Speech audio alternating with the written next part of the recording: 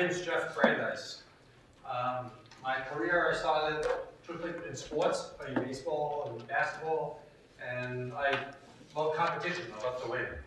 And I eventually moved into selling baseball cards, trading baseball cards, because I also realized I like money. And so those two things kind of go hand in hand, right? And then eventually, because I like numbers so much, I became an accountant. I worked for a big accounting firm for 5 years, and I then moved selling to CPA firms, actually. And then I moved into a corporate world where I sold software to the CPA market. Then, of course, I was so focused on CPAs, and I got really good learning sales from the CPA side of my life, and from working in corporate, I opened up a training class sessions to CPAs. I met Paul a few months back. Sorry, a few months ago, yeah. And we joined forces, so I'm looking forward to working with you this afternoon. So I'm looking at this guy going, he's got the salesmanship and he's a CPA. I mean, where do you find that combination in a person? And I checked them out. I made some phone calls, some of the big CPA firms, and they were like, yeah, we know who Jeff Brandeis is. So everything you see here in your handout here is branded as Brandeis Training. So we created a new company, and what he does is he sells Paul Webb Training under as a division of Brandeis Training. My name is Paul Webb. My background is professional sports. Some of you know, so you can't guess. I was paid to do 2 sports as a professional athlete. Anybody want to take a guess? Volleyball and ice hockey. No, but I've never had that before. I've never heard anybody say that before. Anybody else want to take a guess? I was paid to do a sport. 2 different sports. No, I was a downhill ski racer for the United States, and I was actually shot with a handheld radar gun on the slopes at 84 miles an hour on a pair of skis. So I like to go fast. In the summertime, I trained lifeguards in Santa Barbara in Australia. So for 18 years full-time, I was paid to ski and surf. Rough life. In 1988, I met a gentleman who does this, a corporate speaker and trainer. And my job was to sell him. My job was to go into the are you the #1 collision repair are you the best salesperson in this real estate company? Are you the #1 automobile salesman? My job was to go into the companies, interview the most successful salespeople, managers, customer service people, take that best practice idea, whatever their best practice, back to the trainer guy. He would teach the company. I'd sit in the back of the classroom. And so I did that for 6.5 years. What would you learn in 6.5 years of interviewing the most successful sales, management, customer service people on the planet? What would you learn? What a great learning experience for me. I mean, I was like a sponge. And then after 6.5 years, I started my own training company after doing that, and he sued me. And he had every right to sue me. So I satisfied a non-compete. For 3 years in California, I didn't do any training. I went and worked in automobile dealerships, body shops. I went and worked in real estate offices, banks. I went and worked for 3 years, knowing that after 3 years, I'm going to start my training company again. And I got into the trenches of what happens when a used car manager takes 20 cars to the auction and 9 of them don't sell and have to run them again. So I really got into the trenches of what goes on in the automobile business. Next thing you know, I started training and then buying training companies. Then I bought a training company in 2004 called Street Smart, which designed the modern-day certified pre-owned program for the OEMs, for the manufacturers. And my career just took off. Next thing you know, I'm doing training for Mercedes-Benz and Audi and Porsche. In fact, if you're a Mercedes-Benz salesman right now, you have to go online and take your online factory training. I'm the guy in the videos. In every Mercedes-Benz dealership right now in the United States, which is kind of cool, because I'll walk into a Mercedes-Benz store, stand over in the lobby, and people look over and they go, did I sell this guy a car? How do I know? Because I'm in their subconscious mind. Same thing with Roger Penske's group, Penske Automotive Group. I'm the guy, PenskeTraining.com. It's me. I'm the guy in the videos. I have 4 green screen studios, and I'm not the smartest person in the room here. I'm always learning. BMW had me do some work for them. Next thing you know, BMW had me do their CCRCs, their certified collision repair centers. And I did a workshop at their national convention for all the collision repair centers, for all the body shop people. And how did I do that? Well, I went and studied the best ones in California and went into the store, worked with the appraisers, worked with the collision people to find out what the best practices were before I went on stage at their sales convention. And I did a workshop. They liked the workshop, which is what I'm going to do here, like kind of a workshop. Next year, I was the keynote and did 4 workshops. And then they liked me again, and they said, you should do SEMA. That's how I got here. So, okay, I'm here for 5 days, and I'm here to work for you in that sense. I'm really looking forward to it. Up here on the board, thanks, Jeff. On occasions, a child will get the B and the D back. Open up your handouts. You got handouts in front. It's going to be a workshop.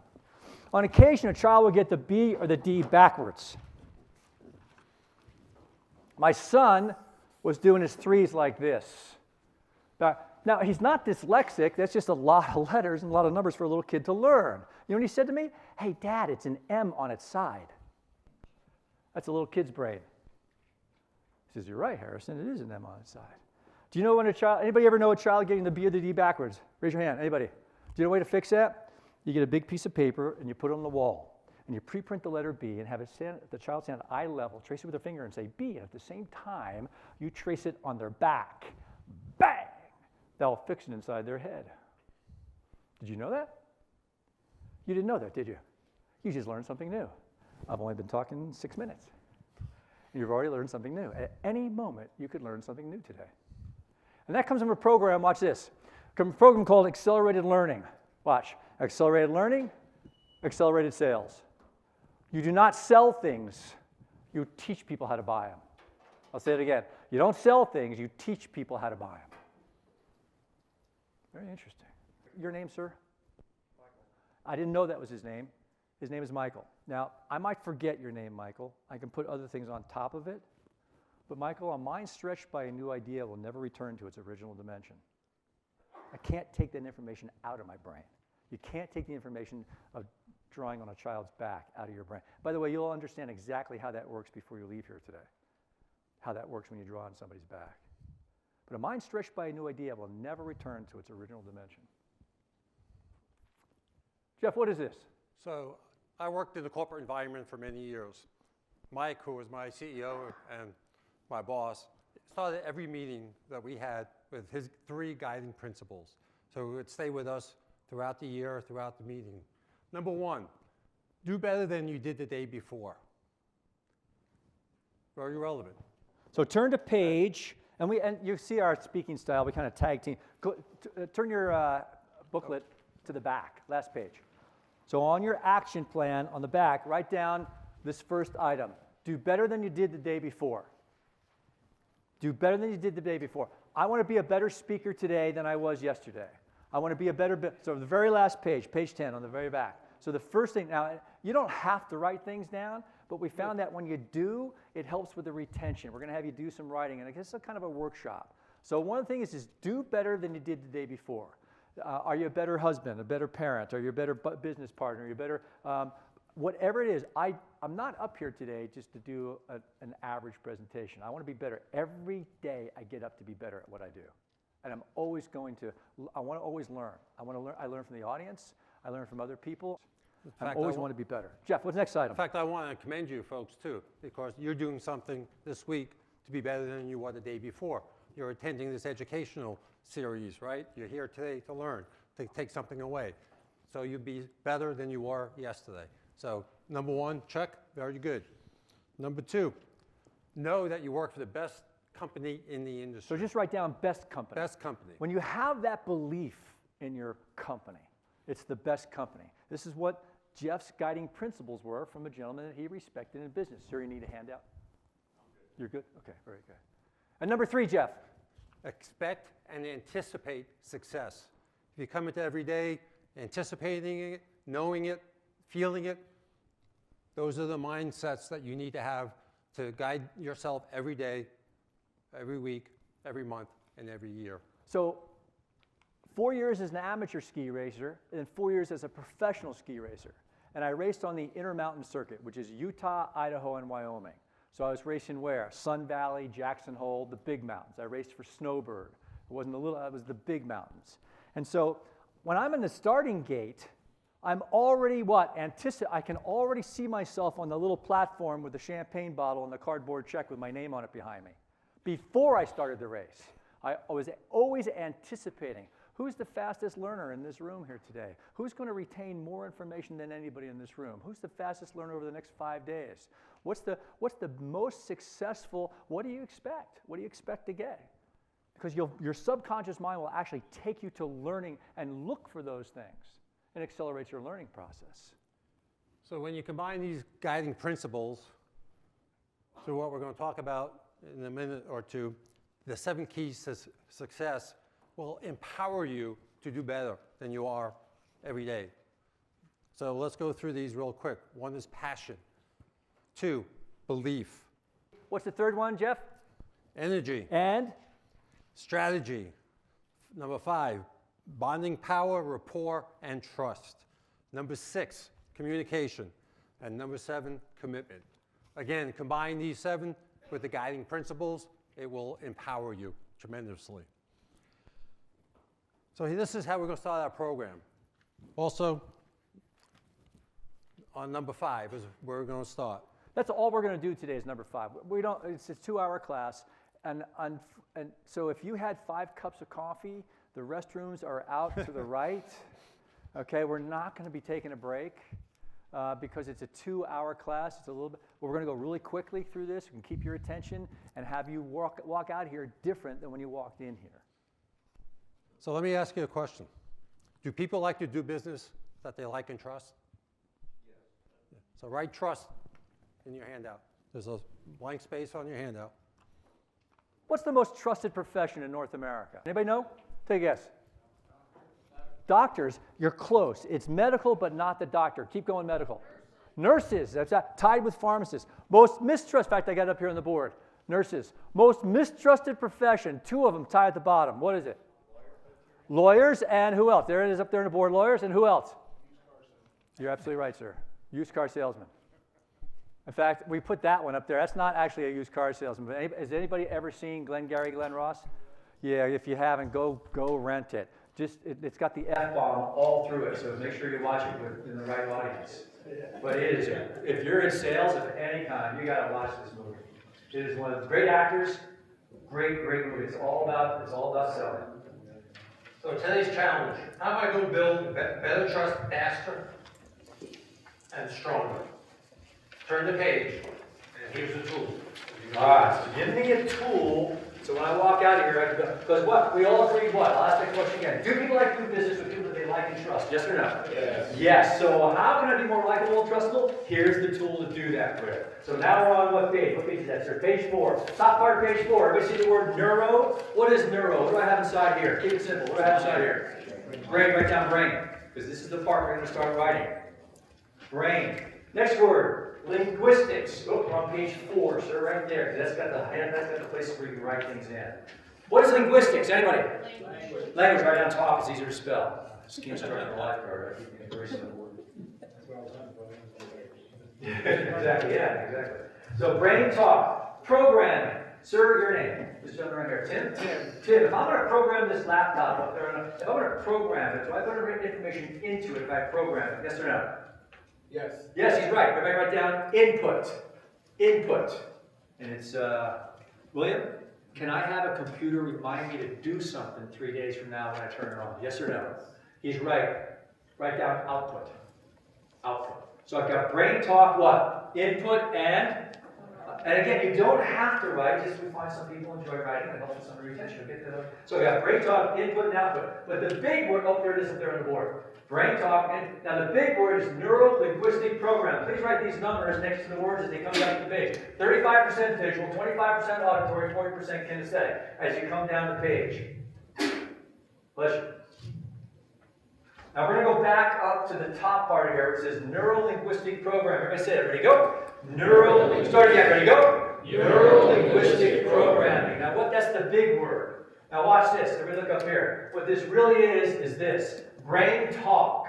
Input, how I learn, and how I buy things. I want to know that about somebody's brain. Output, how I communicate with other people. Jeff, what's this next slide? Well, let's take an example. A person walks up to your booth, or you walk into the booth. I'm sorry, real quickly, how many people here are manning booths, or anybody here going to be at any trade show booths? Okay, but a few people with booths, okay? So we're just going to use this. This could also what? Somebody walks into your collision center. Somebody walks into your place of business. Everybody got this? We're just using the trade show as an example. This could be a dealership, this could be a retail store, could be anything. But what's key is the words in color. Jeff, please. So they walk out the show and says, I'm looking for a product and service like yours. Can you show me what you guys do? I saw your booth and I'd like to see if this is something I might need. And the salesperson or yourself says, welcome, let me tell you about this great product. Have you heard what people are saying about this? All of our customers say we are the best. I'm happy to explain everything about what we do. Wrong. You lost an opportunity. What? Really? I lost an opportunity? Let's go with another example. Paul will explain why. 10 minutes later, a different guest approaches and you say, I want to ask you some questions about your products and services. Can you tell me everything you know? I heard you guys will help me lower my expenses. Did I hear that right? And the salesperson says, welcome. Let's look at what we have. I'll show you all the benefits of our product. Have you seen all the customizable features? I'll give you a clear picture of everything we have to offer. What? Wrong answer. See, the first person came in and said, what? I want to look at. Could you show me? And I saw it. What kind of words are those? Come on, what kind of words are those? Visual based. But the salesman said, what? Let me tell you, have you heard? And in that moment, bang, there goes the disconnect between the two people. Almost as if the customer's brain goes like a little short circuit, just doesn't get in. 10 minutes later, the next person comes in and says, I do want to talk. Could you please tell me? I heard. Now, what they don't say out loud is this. I want to have a chit-chat. I want to have a long conversation.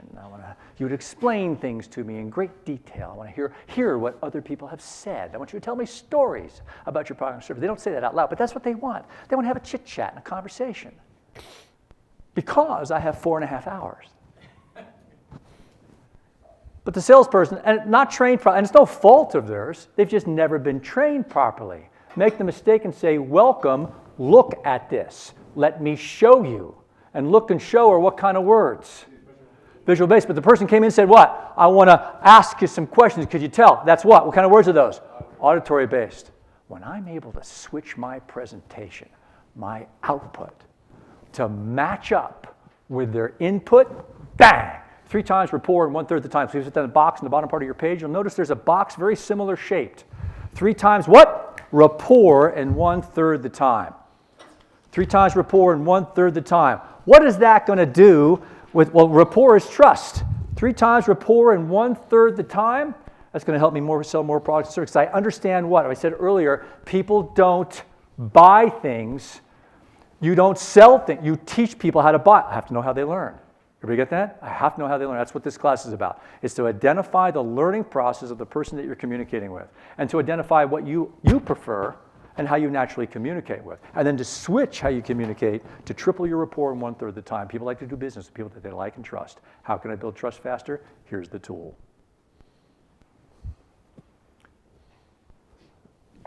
Me, I'm a kinesthetic visual. Kinesthetic is excitement. You get me excited and you show me your product or service, here's my wallet, I'll buy. You talk to me, you lose me. I'm not an auditory learner. Everybody get that? I don't remember things you tell me.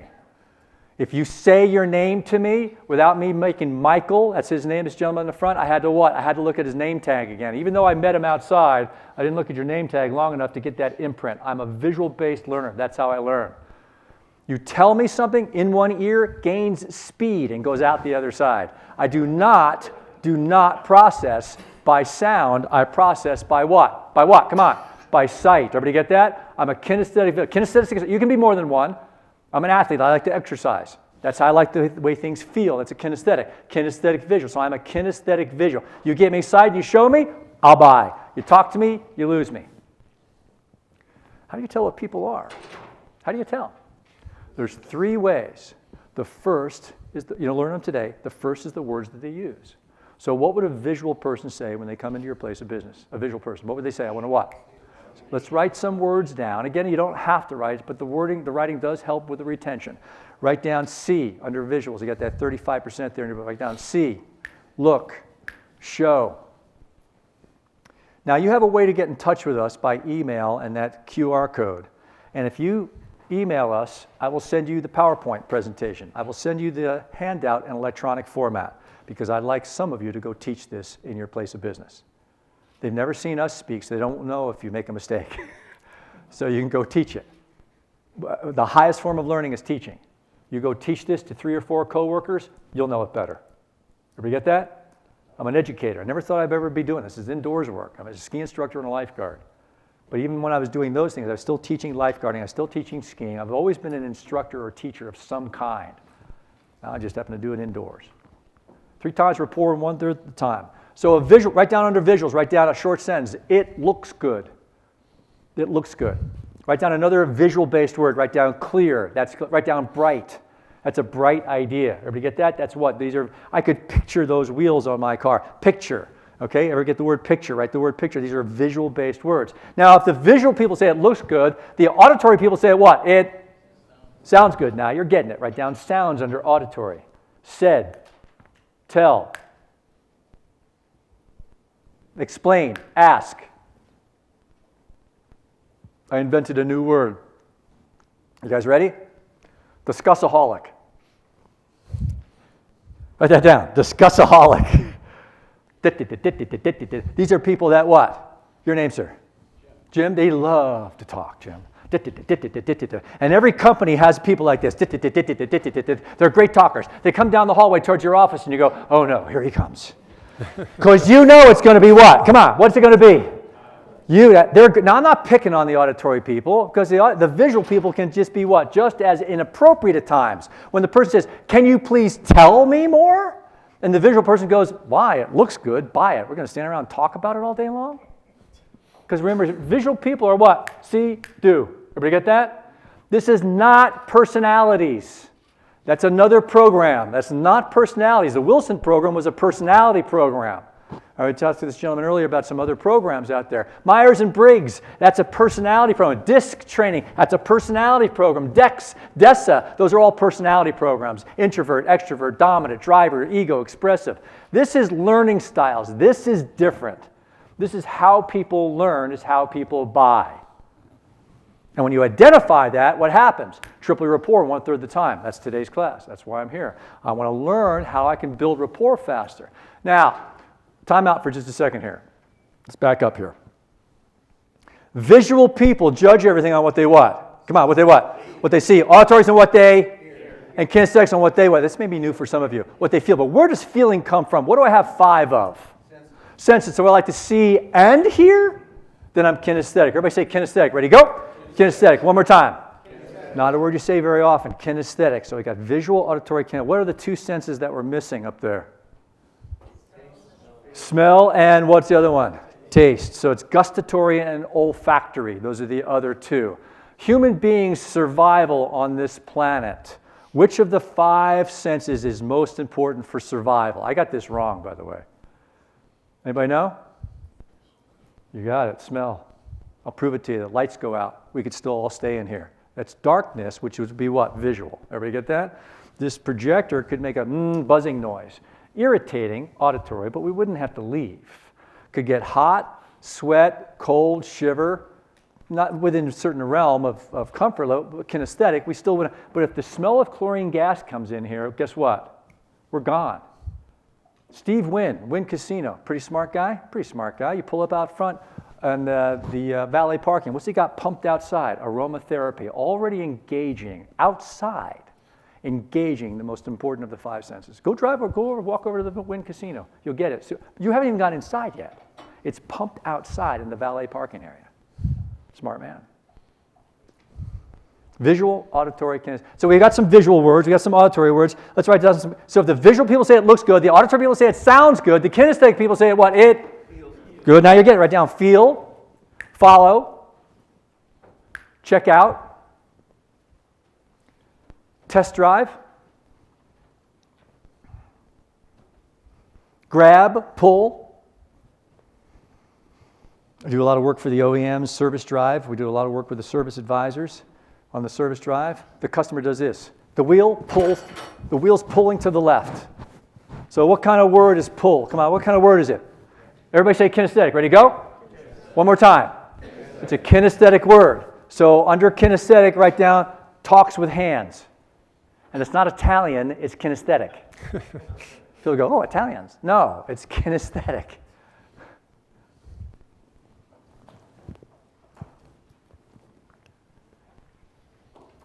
Grab, pull, those are, write down under kinesthetic, write down action words. Anything that has action to it is a kinesthetic-based word. What's the largest category of learners? What is it? Come on, what is it? Say it again, ready, go? What's the smallest category? Why is telemarketing so hard? Everybody get it? It's the smallest group of learners. All right, everybody, would you please do me a favor? Would you please read out loud in any order the visual-based words? It's going to sound kind of funny, but it's going to be talking at the same time. Go, start reading them out loud. Go, the visual ones, go, keep reading them. Auditory, read the auditory ones, read them out loud. Go, read them. Good, kinesthetic, read them out loud. Go, read them. Now, why do I have people read things out loud in a class like this? Why do I have you read things out loud? For which learner? Auditory. Why do I have a PowerPoint presentation? Why do I have you write things in a booklet? Everybody get what I'm doing here? I have to do all three, otherwise I'm going to lose some people in the audience. I have to do all three. Excuse me. Stop the presentation here for just a second. Madeline, excuse me. Madeline, turn the TV off. Dinner's ready. Madeline! It's my daughter. House could burn down around this kid watching television. She wouldn't know the difference. You go over and turn the TV off? What, Dad? What? He's watching TV. Doesn't hear a thing. Harrison, dinner. It's my son. Whoop, over the table. Not because he's more hungry. It's because he's what? He's an auditory child. As a toddler, he liked toys that made noise. She liked toys with flashing lights. Would you please put your fingers up like this? Nope, not here. Get them up. Get them up. Get them up. Everybody say visual. Ready? Go. Visual. Upside down at eye level. Right there's the letter A. Everybody say auditory. Ready? Go. Auditory. Down here's the letter K. Everybody say kinesthetic. Ready? Go. Kinesthetic. Good. Now you got little gag signals. This is Mr. Jones, his wife Susan. Come on, what's Mr. Jones? What's Mr. Jones? What's the wife Susan? So if you're working at a booth out here and somebody walks up, and I teach you before you leave here how to identify people walking into your trade booth down here at the show, this is Mr. Jones, his wife Susan. So what's Mr. Jones again? What's wife Susan? Look at this brochure, sir. Isn't this a beautiful product? Have you? Oh, let me tell you a story. All your coworkers going to be talking about this new product? No, look at that right there. Isn't that great? They both like me. They don't know why they like me, but they both like me. What am I doing? Come on, what am I doing? I'm communicating in a format that they both learn and buy in. Everybody get this? I don't yell at my daughter. Some of you have been yelling at your kids. This is a parenting class, by the way. Some of you have been yelling at your kids. And you may have who? You may have a I have a visual-based child. My daughter, I think I made a slide yesterday for this. No, there it is. Okay. That's what happened to my daughter. First, second, third, and fourth grade. A+ every subject. She got into fifth grade, F's and D's every subject. Month and a half crying. Nobody could figure, what's going on with little Maddie? Kid loves school. Brought in a school psychologist. Nobody could figure out what was going on. After a month and a half of this, I said, my turn. It took me 3 days of research. What did I find? First, second, third, and fourth grade workbooks. Fifth grade is a textbook. You can't write in it. And it's the fifth grade that the visual kids fall through the cracks in the school systems in North America. I have a license to teach this in schools. I have a license to teach this in schools. This is an aha moment for a lot of people in this room. Yep, completely different. Not going to happen to my kid. I signed her out of class, took her to the principal's office. In front of the principal, I say to my daughter, honey, I just bought all your books. You can write in the margins. You can tear the pages out. You can see if the teacher talks too long, she zones out. Everybody get that? She has to be engaged through a visual component. The principal's like, they're like 50 cents. I don't care if they're $100 a piece because I got my checkbook. 1 month after I bought the books, A+ every subject. 5th, 6th, 7th grade. Graduated high school with honors. Graduated college, University of Oregon, with a degree in sales and marketing for sports marketing. Absolutely loves to. I didn't have to buy the books anymore. Flashcard kid, file box, colored pens. Everybody get that? All through school. Now think before you answer. She got into college, University of Oregon. To get into a university or college, you have to have 4 years of language. She's visual. Think before you answer. What language did she take to get into college? American Sign Language now qualifies to get into colleges and universities. And the senior and junior and senior year of high school, every time they had an assembly with the principal on stage, she was on the side of the stage signing the student body. Smart kid. Smart kid. Da-da-da. My son, da-da-da. Don't go on a car ride with him. You want to shoot the kid after about 2 miles. He is a talker. He is good. He's a good talker, great talker. When he was he's 21 now. When he was 5.5 years old, we go into the Albertsons grocery store in Southern California. I live in San Clemente. And there's a cutout, cardboard cutout. He was 5.5 years old of the Pirates of the Caribbean. And it says, auditions for the Albertsons grocery store commercial, TV commercial, tomorrow. He looks at it, he goes, Dad, I can do that, I can win that. I says, I should be on TV, I should be in the movies. He's 5.5 years. Because what's he sees me in front of a green screen, right? So I need to be in the movies. I said, well, okay, let's go rent a pirate movie. So we got the oh-ho, yo-ho, got that little thing going. The next day, he wins. He wins the commercial. He gets a check for 10 grand. We take it, we invest it into a management company in Hollywood. Next thing you know, he's in The Changeling with Angelina Jolie. He's got a SAG card, NAFTA card. The guy's 21 now. He does voiceover for Disney. Can't shut up. The guy talks all the time. But he's got an ear. Everybody get that? He's got an ear for doing voice inflections. What's the largest category? Visual, auditory, or kinesthetic? Which one is it? What happens if you don't know what a person is? What should you default to? Kinesthetic. So how would I do that with words? Everybody, whoa, look, everybody look up here. Sir, I'll show you the numbers, explain things in detail so you'll feel comfortable. What'd I just do? Come on, what'd I just do? Up here on the board, everybody say, I'll show you the numbers. Ready, go? I'll show you the numbers. No, do it. Ready, go. One more time. I'll show you the numbers. Stop right there. I'll do the next line. You do it after me. Explain things in detail. Ready, go. Explain things. Last line. So you feel comfortable. Ready, go. So you'll feel comfortable. Your partner's behind you. Sir, your partner's behind you. You two now are partners at this table because she left. Your partner's behind you. You two are partners. Your partner's behind you. Front row, 2 and 2. You guys are done. Your partner is right here, sir. This is your partner. You two are partners. You two. This row's done. 2, you're 2 this way. Your partner's behind you. You two are back. You two. We got 2. That row's done. Next row. You two are partners. Going that way. You got 2 there. Hat and guy with a checked shirt with a little bit of pink and gray in it. You two are partners. Sir, your partner's going to be behind you. This gentleman right here. You two are partners this way. Your partner's going to be going this. Oh, no, hang on. You two are partners this way. Your partner's behind you, right there. Your partner's this way. There you go. You two guys are partners. Green shirts. Get your partner on the bottom part of page 4. Bottom part of page 4. Everybody see the small box? It says, I'll show you get your partner. Read to your partner. Person's going to read it back. Go. Practice. Get your partner. Go. Practice. Get your partner. Practice with your partner. Read that box to your partner. All right. Everybody look back up here. You're going to read it. Everybody turn your shoulders so you're facing me this way. Turn your shoulders so you're facing me this way. You guys on that side are going to have to turn the most. Most of you are this way. So now when you're looking at the screen, your eyes are going up and to the left. You're going to read that 3 times. The 4th time by memory. Here we go. I'll show you the numbers. Explain these details.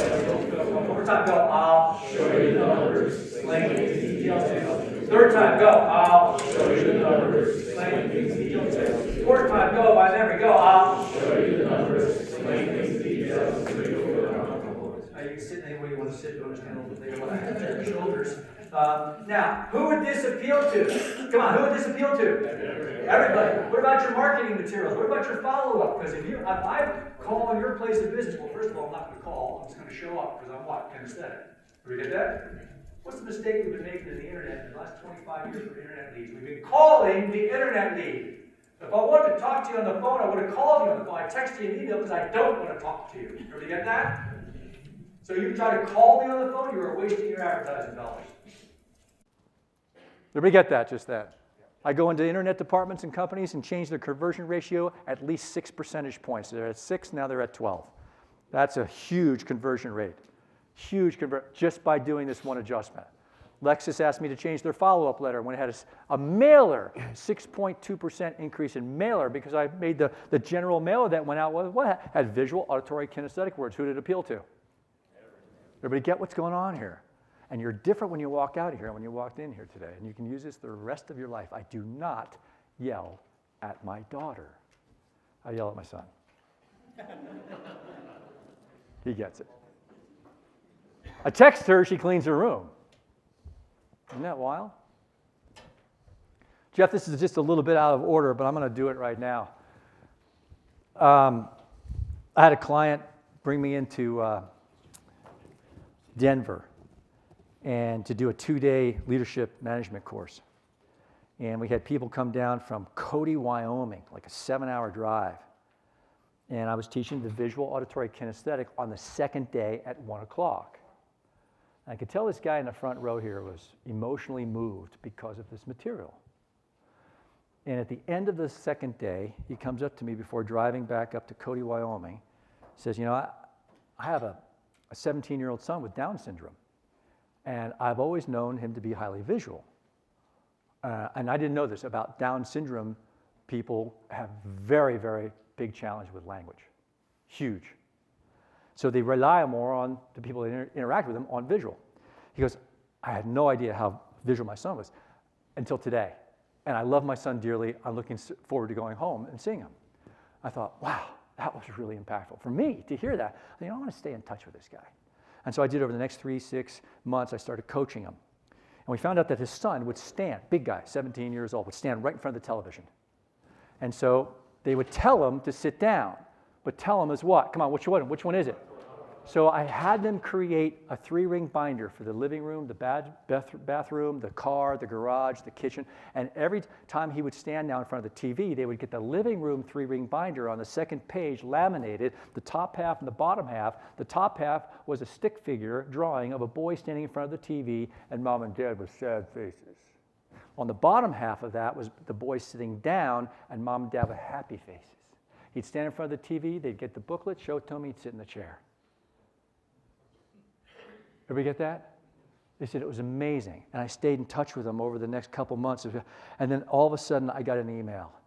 He goes, Mr. Webb, my son is now 18 years old, and he's just been allowed into kindergarten. I'm the proud father of a kindergartner.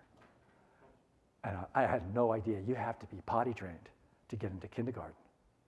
And so they were able to do that through the communication skills now by using the 3-ring binders.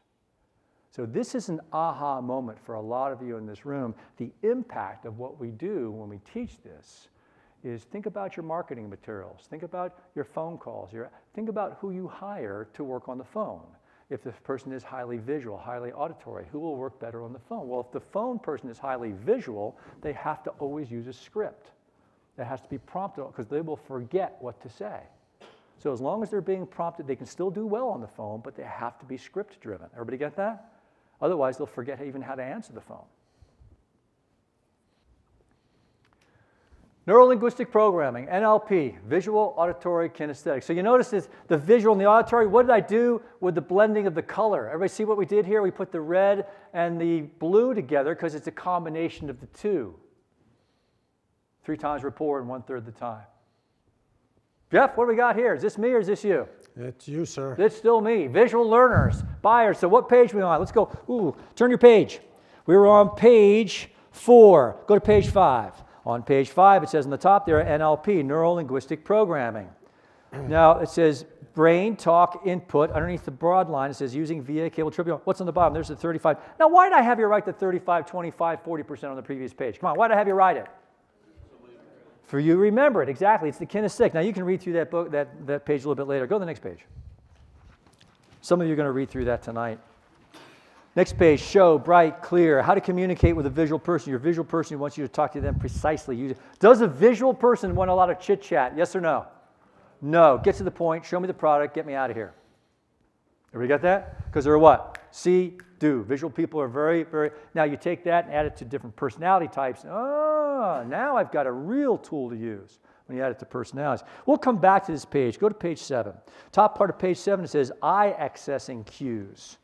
Eye accessing cues. Got a picture of the brain there. On the bottom part of that page, the paragraph says, the cortex of each hemisphere is divided into 4 areas called lobes. The frontal lobe is primarily involved in planning and decision-making and purposeful behavior. The parietal lobe represents the body brain, receives sensory from the body. So up here on the board, this portion of the brain up here is all, now this is the left hemisphere. So I'm looking this way, and this is the left, the right hemisphere has the same thing on the other side.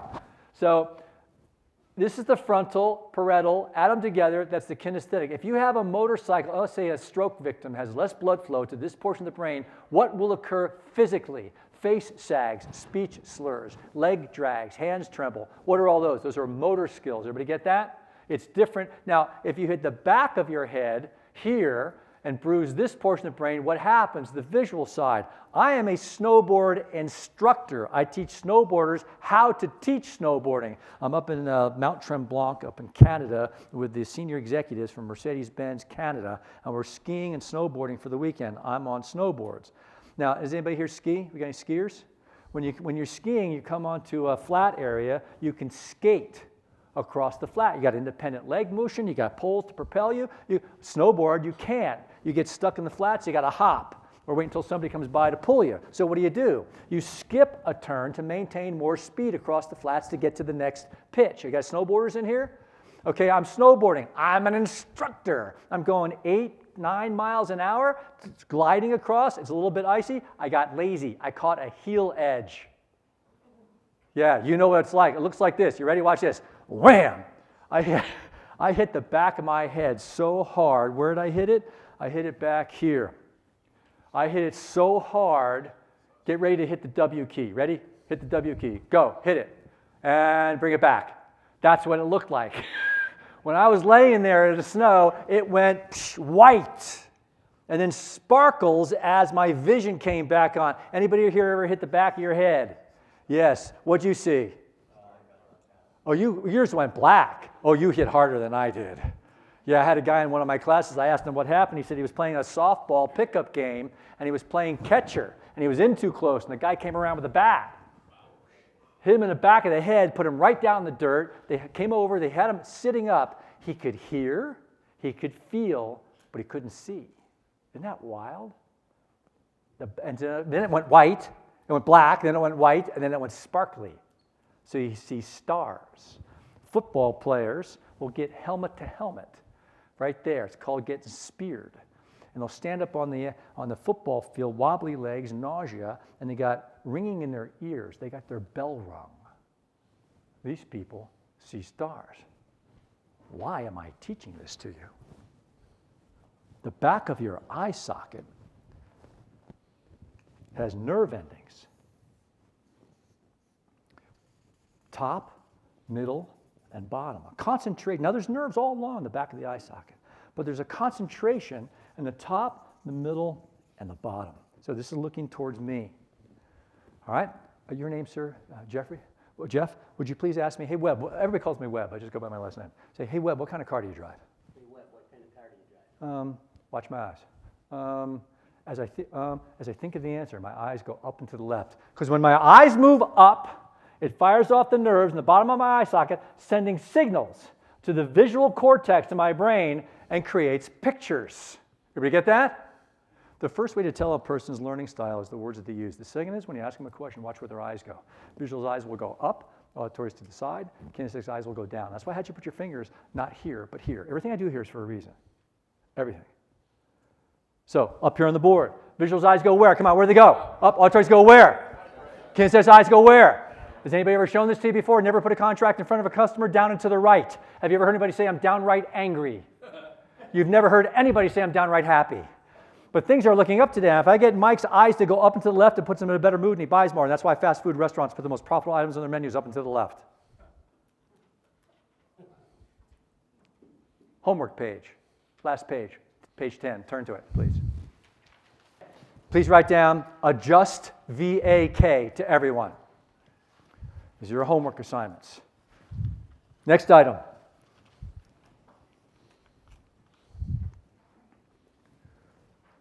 Adjust VAK CRM tool. Does that make sense?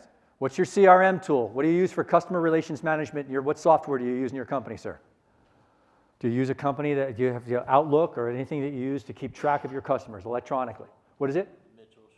Mitchell ShopKey, whatever it is, okay? Now, so you have information on the customer, name, address, phone number. You have a place for comments. If you put comments, if you put visual, what would my follow-up be? Everybody get where I'm going with this now? So I wouldn't call this person. I would what? I would text or email them. You do this right here. You send me a video.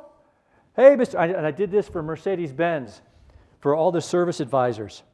Hey, Mr. Franklin, thanks for coming in for an oil change. I just want to show you really quickly on your vehicle, sir. You can see right there. Oh, by the way, that's your license plate number. You can see that's called cupping. You have uneven wear on your tires. You need the front end alignment now. We can still get you done. Say, I'm sorry, your first name, sir? Jack. Say a quick hello to Jack. Say hi, Jack. Say hi. Yeah, Jack's your technician. What we did, everybody got, I introduced you to technician. I showed the car up on the lift, right? I said it's called cupping. That's a new tire. That's your tire, sir. You can see that right there. It's called cupping. We can still get you out by 4 o'clock today, sir, and with the oil change and the front alignment. You don't have to call me to get, just text or email, and we can get you out by today by 4 o'clock. Thanks very much. Say bye, Jack. Bye. Now, why did I show the license plate number? You're absolutely right. Everybody get that? You take the 3 Mercedes-Benz dealerships service department in California, Sacramento. It's called the Van Housen Group. They're the family that owns 3 of them. Pleasanton, Rockland. Notice I'm closing my eyes because I'm making pictures. Sacramento, Pleasanton, Rockland. 555. 15 service advisors. Back in 2008, I bought them all flip. Guys remember the flip cameras? Little USB port that came out the side? Gave it to all 15 of them. Had a 1-2 hour class in the evening. We got pizza for everybody. Had them all come in because you can't take them off during the day to do training. So I always do service advisor training at night. And I did a 1-2 hour class on visual, auditory, kinesthetic, gave them all cameras. The next month, they went from 2.2 hours per RO to 2.8. 2.8 average for 3 dealerships. That's money. That's huge money. And the only thing we did different, send videos. Would you please write down, the video is the new phone. Write that down on your homework page. So the first thing was what? Adjust VAK to everyone. Second was record VAK. Record VAK in your CRM tool. Record VAK. Next one is what? Video is the new phone. The video is the new phone.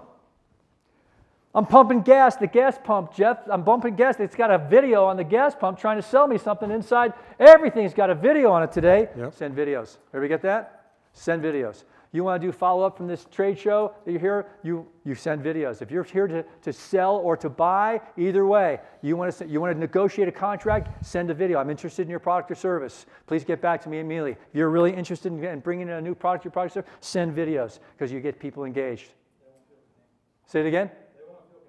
They want to feel connected, absolutely. By the way, if you take the visual and the kinesthetic, add them together, that's 75% of the people buy by eyeball. And that is why television overtook radio so quickly. Because we work more by the visual component than we do by the sound.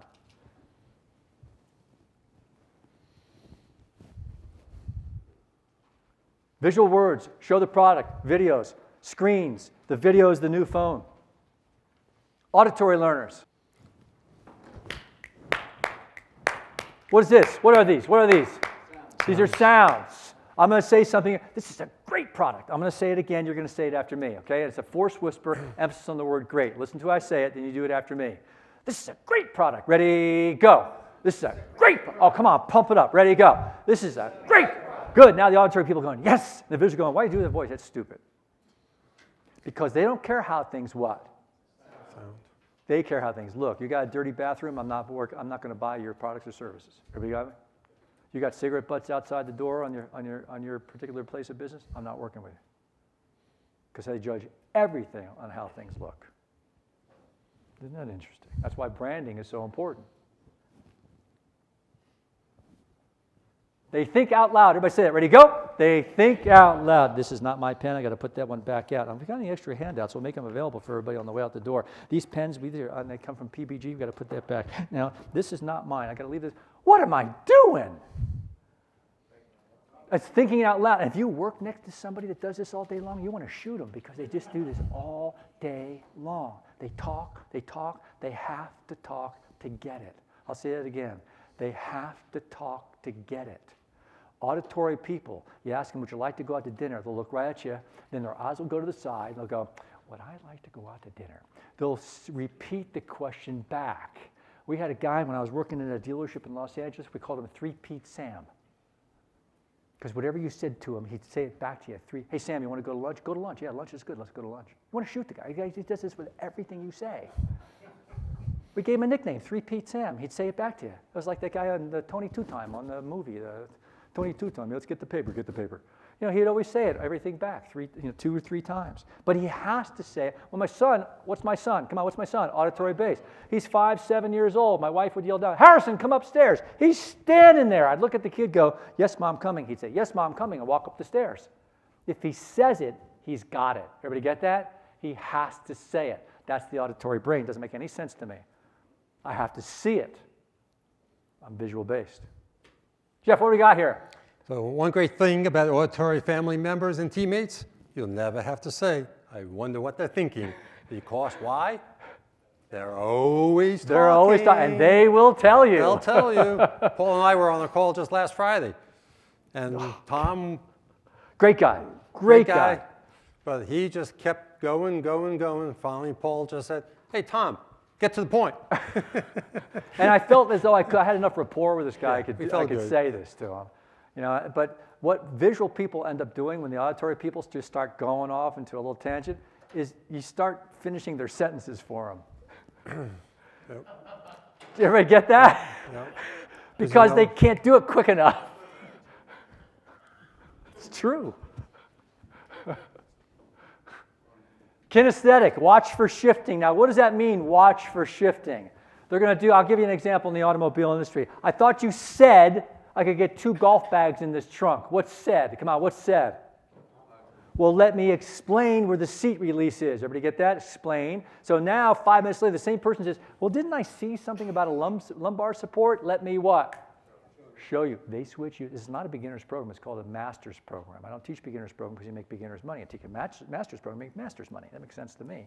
Don't teach me just how to get through the race course. Teach me the fastest way. Yeah, I'll blow up in the 5th, 6th, to 10th grade, but I don't want to build muscle memory on just how to get through. Everybody get that? Teach me the best way. The top producers in business use this technique. Where did it come from? Where did NLP come from? Anybody know? First of all, everybody look around the room. How many people have been trained in NLP before? Please raise your hand. Look around the room. I've got one guy in the whole room, and you learned it from the Wilson program years ago. So this is new for all of you. Where did this stuff come from? This is where it comes from. Everybody ready? Watch.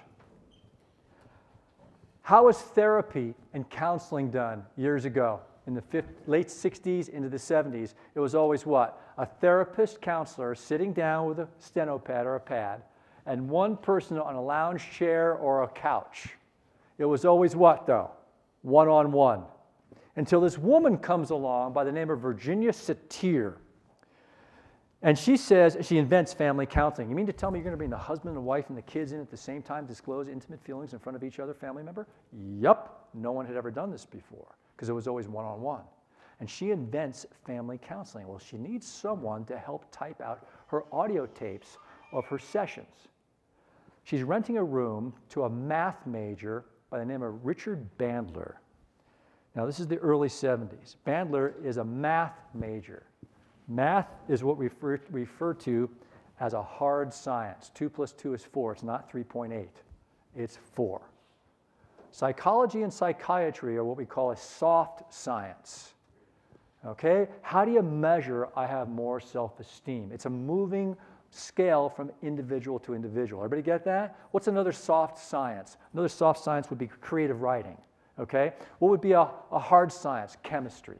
All right? So these are a little bit more different. So here you've got this hard science math guy sitting there in the early 70s like this, a headset and a typewriter, typing out her audio tapes of her counseling sessions. And he goes, whoa, whoa. Certain word tracks will change behavior faster than other word tracks. And this guy, Richard Bandler, the math guy, invents NLP. He then goes to Virginia and she starts using it where? In her business, in her medical practice, in counseling and therapy. Now, why do people go to a therapist? Why do people go to a therapist?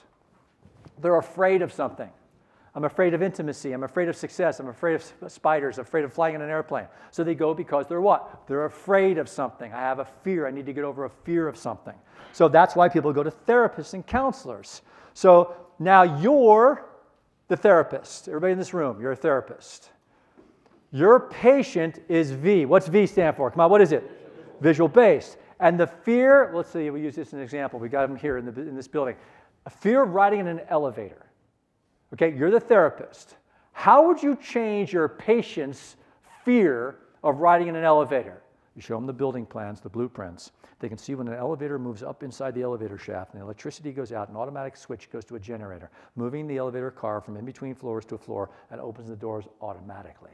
When they see this, what happens to their fear? Come on, what happens? What happens? It comes down. When their fear comes down, they buy your product and service. I'm afraid of spending too much money. I'm afraid I won't use this product. Everybody follow me on this? You deal with people's fears the same way a therapist does. You should have the same skills. And that's what I'm teaching you here today. I'm teaching a therapist skill. That's where this comes from. It comes from the medical industry. Easy to use, easy to apply as soon as you walk out this door. Anybody guys have Denny's in your town? Denny's restaurants? You just told the waitress or waiter, I need 2 eggs over easy. And they go, which one? You just told them what you wanted. And it went where? In one ear and out the other side. That's why Denny's puts the pictures in the menu. Everybody get it? You go, oh, that's why. How we learn and how we buy. How come there's so many people in this company Visual-based? How did this happen? Well, Bill and Mark are the ones doing the hiring. Everybody get it? So somebody's in the showroom filling out an application for a job at this particular dealership. And they're doing this. This is what they're doing. No, I'm not going to interview them. Because they don't like what they want. If you're not dressed, white shirt, tie, pressed pants, shine shoes, hair, and everybody got me on this? You're not getting an interview at this place. Or I can put another company up here, 85% of that company's what? Auditory based. Who's doing the hiring? 2 auditory managers. Everybody get that? You go to another company in Costa Mesa, you talk the talk, you can be wearing a Hawaiian shirt, sandals, and shorts. Why? You'll get a job there because what are the managers wearing? Golf shirts. Everybody get it? They don't care. But you talk a good talk, you got a job. Isn't that wild? So hang on a second before we go to the next slide. How about your hiring practices? We're always looking for good coworkers, true or false? Sure. What about the guy or man or woman that's going to be in charge of your painting and the paint department? Okay? Would you want somebody that's going to be chit-chatting with everybody in the shop all day long and has less attention to the visual detail of a paint room? I mean, think about it. Some people naturally have better what? Better eye. Some people have a better eye than eyeball. They don't see the swirls. They don't see the screen. They don't see. So other people do. And so that's just so what about somebody that's answering the phone in your place? And they answer, and they just don't have a good sounding voice. Some people have a better sounding voice. They're more what? More auditory based as a result of it. So you can actually start hiring people. I mean, in the dealerships, when I have people with 3 teams or 2 teams, I've got this team. I've got a visual, and a kinesthetic. On this team, I've got 2 auditories, 2 visuals, and a kinesthetic. Well, guess what? When this team is on, nobody's answering the phone. Look at this slide up here. The phone's ringing at this dealership. Harry will get it. Harry runs for the phone. What's Harry? Auditory based. This guy, Glenn Draper here, one of the top salespeople here in the company, highly visual, but didn't know he was highly visual. I like Glenn. Glenn gets up at 4:44 every morning. I said, Glenn, why do you get up at 4:44 every morning? Now, Glenn, you got to know a little bit about him. He was the Air Force Station Commander, downtown LA recruiting office. His job was to convince people to give me your family member to send off to war. Okay, that's sales. And they put him through a ton of training. 22 years, retired Air Force, 64 years old, Cadillac store, Mission Viejo, California, sat here in the front row like this, taking notes. 20 years ago, I taught him. He's 84. He's still selling cars. Guy is a great salesman. Sat right there in the front row, and he never knew the visual auditory kinesthetic ever. He didn't know it existed. He didn't know that what he was doing, sometimes naturally, was something that he just happened to fall into. And he was a visual person. But there were times when he would talk past the sale. He knew it, now that because of this training. So it's a 4-hour class, and inside the class, the very first time I ever met Glenn, oh, by the way, did I tell you why he gets up at 4:44 every morning? It's called a nested loop. See, trainers are taught to start a story and not finish it, because it's that moment that your subconscious mind goes, he didn't finish that story. And then it's when I can sell you something else. So TV shows will bring you up one character, and then another character, and then a third character, and then a commercial. Because your subconscious mind is going, what's going on with that other character? They didn't finish it. It's called a nested loop. And so while your mind is searching, it's searching to grab onto something substantial. Commercial. Do we get that? That's the subliminal portion of selling, the embedded commands. So he gets up at 4:44. I said, Glenn, why do you get up at 4:44? He goes, well, in 1980, the hostages were held over in Iran for 444 days. I never want to forget the price they paid. That's a military guy. That's a guy that has principles. I like Glenn. So he sat in the front row like this the whole time, taking notes, because he wants to learn, 64 years old. We finish the class. Everybody goes and smokes a cigarette. Glenn doesn't smoke. He walks into the showroom, and the door of the Cadillac and Mission Viejo showroom opened up, and a gentleman walked in with a hat, a men's fedora hat with a feather, and he had on a suit with a vest, and he was a mature gentleman with a cane that had a nice gold lion's head on top of it, and he walked into the showroom, and because I just taught Glenn this, the third way to identify a person's learning style is how they dress and their attention to detail and personal grooming. So the gentleman on the right pushed that sleeve up. A highly visual person would never do that.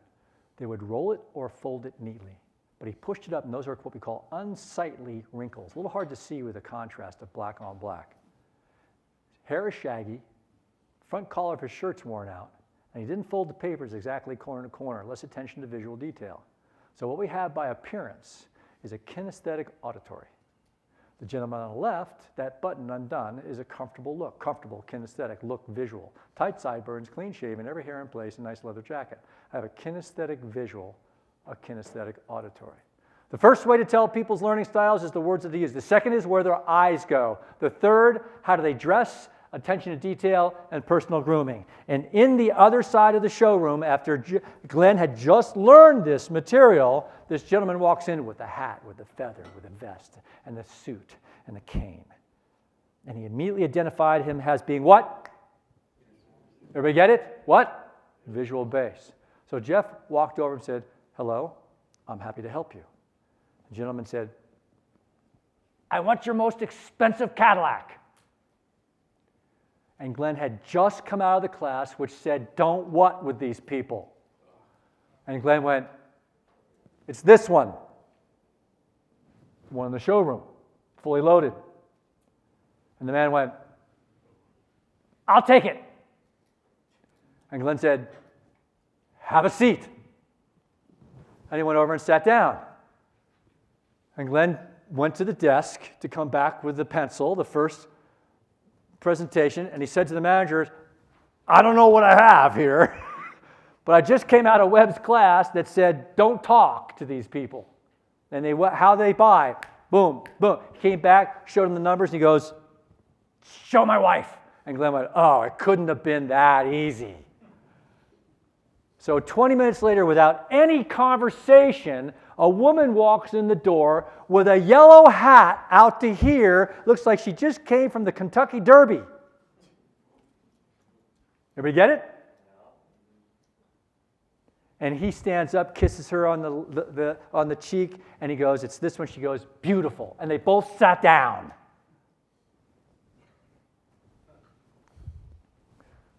Took delivery of the vehicle. Everything was happy. Glenn found out later the guy's a car collector. He just did not have an American car in a hated Lincoln, and he just needed to have a car for his collection. And he wanted a Cadillac fully loaded. Isn't that wild? He's a car collector. And Glenn said, if I hadn't been through your class, I would have lost that transaction. And this is a guy that's 64. You can learn something at any time.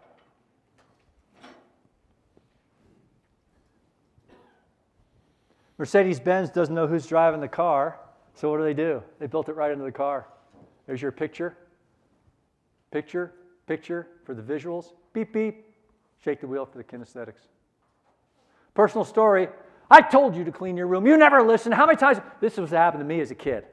Okay, this would happen to me all the time. You're a terrible listener. How many times do I have to tell you? No one ever said to me, you're a wonderful visual learner. I never got that. All I got was I just got yelled at, and I'm a terrible listener. Absolutely terrible listener. One of the things I did as a musician growing up in New Jersey was, this is a French horn, and it's a trumpet. I'm ambidextrous.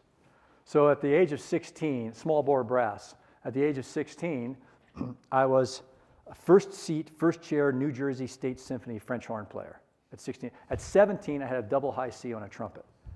I had a full boat scholarship ride, 1971, Berklee College of Music in Boston. Anybody know about Berklee College of Music in Boston? It's a jazz school, correct?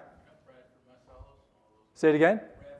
Marcel, absolutely, the whole family, all the guys in his family went to it, and Buddy Rich, he only used students from Berklee. Okay, so jazz, all jazz. So I'm second semester. Okay, I can't play by ear. Okay, I have to be on paper. I have to be on paper. Webb, take it, key of F, 1 flat, B flat. Take what? There's no notes. Take what? Improvise, jam. I can't play by ear. Everybody get that? Because what am I? Come on, what am I? You got any musicians in here? Anybody play music? Anybody play music? Any musicians? What do you play? Guitar. You read music? Can you also play by ear? No. You can't. I'll shake your hand on the way out the door here. I'm the same way. I can't play. I have to be. You're a studio musician. You have to be on paper. I got so frustrated after my second semester of college in 1971, I took a 2-week ski vacation to Alta, Utah. I stayed 12 years.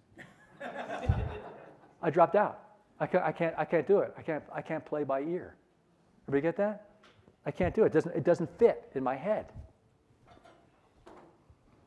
So what do you do with this kid? How many times do I have to tell you? This is what happened with somebody in one of my classes. They went back to this child, and in their bedroom, they put up a sign. Make your bed, pick up your room, eat breakfast, brush teeth, get dressed. Now, if you've got kids, you know why eat breakfast is before get dressed. All right, everybody get that? Otherwise, they got it out of order, and then you got to dress them again after they eat breakfast. All right. Personal story. Mercedes-Benz, and we got a test coming up here. You guys, everybody doing okay? Is this moving fast enough for you?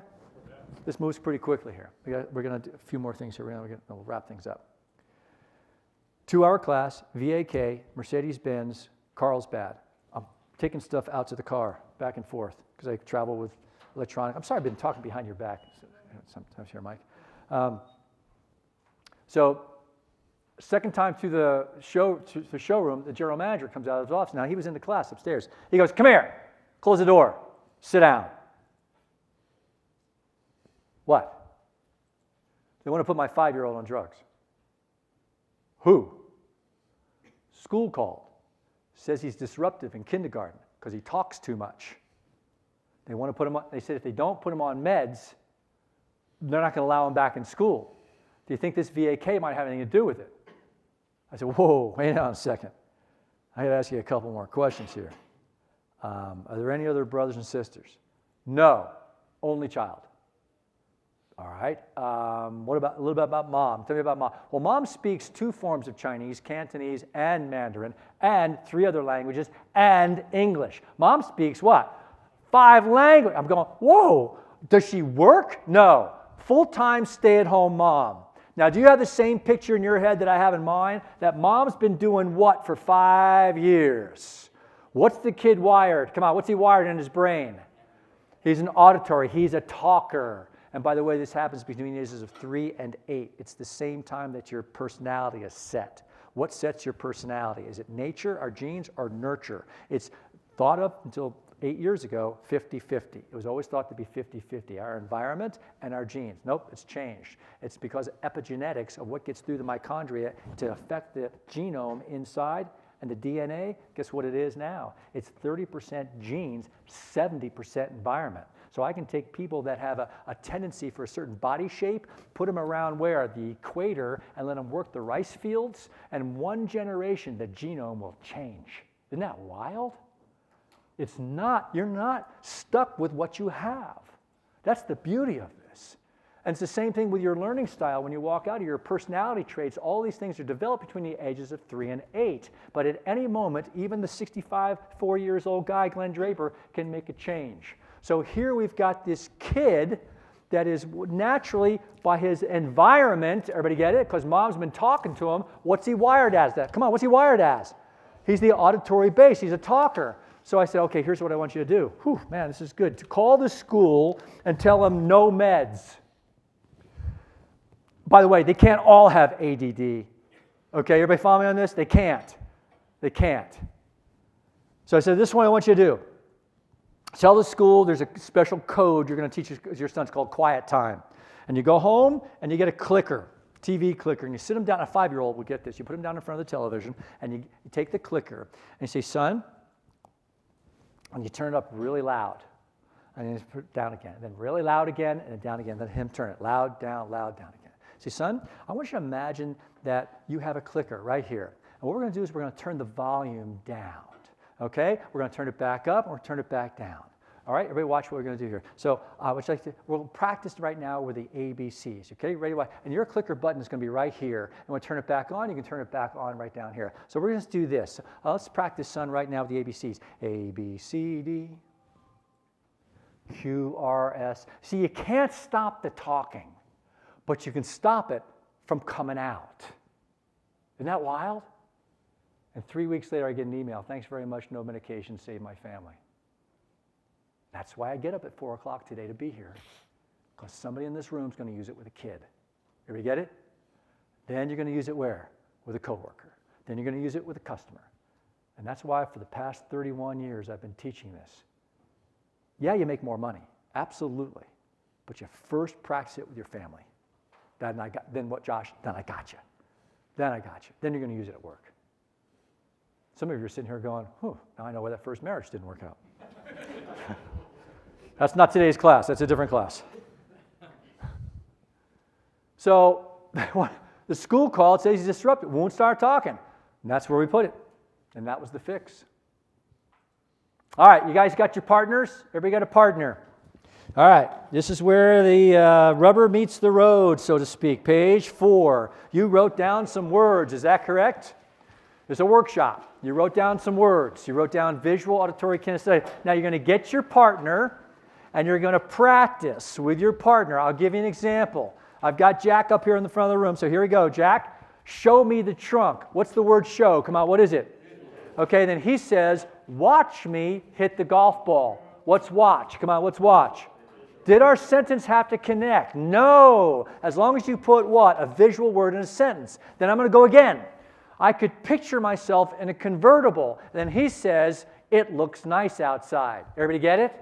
Then watch. Then we're going to do 2 auditories. Then we're going to do 2 kinesthetics. Everybody got the assignment? Go. Practice. Get your partner. Go. Practice. Was that a little bit of a challenge for some of you? Yeah. You know why it was a challenge? Because you're hardwired in your brain to do 1 or 2, but not the third one. Did everybody find that? So up here on the board, everybody see the bottom there? It says build flexibility. What am I doing? Everybody watch this. The customers are not adjusting to us. It's our job to what? Come on. Adjust to them. And that's the art of the advanced business communications. That's today's program. When you adjust to them, you'll triple your rapport in 1/3 the time. What about if I'm coaching people in my company? I've got 4 or 5 employees. I'm going to bring somebody in to coach them. And they're highly visual based. And I sit there and chit-chat with them for 15 minutes. What's the effectiveness of that coaching session? Everybody get that? It's diminished because I'm not communicating with charts and graphs and things to show that person. Now, when I was walking around the room, some of you are really getting this idea of how to adjust, but you have a natural tendency for yourself as well. All right, very good. By the way, kinesthetic people will not wear shoes that hurt their feet. Everybody get that? So kinesthetic, why? Because they want to be comfortable. Where the highly visual people are going, My feet are killing me, but these shoes look great. You ever get that? Yep, Isn't that mine wild? are. Kinesthetics are going, no way. I'm not wearing those. There's no way.